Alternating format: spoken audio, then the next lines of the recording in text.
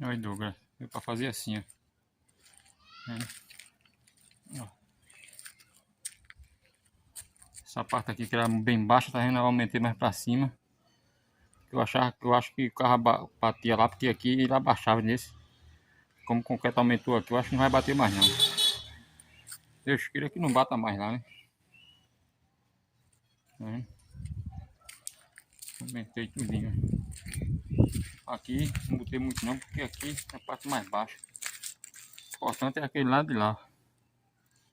Que é quando o pneu da frente chegar ali, aí já levanta. Esse. Pronto, aí tá pronto aqui, viu? Agora só pode subir amanhã, né? Pode subir hoje não. Pode subir amanhã. Amanhã de manhã, tu quiser já faz o teste pra ver. Amanhã de manhã. Beleza? Novo.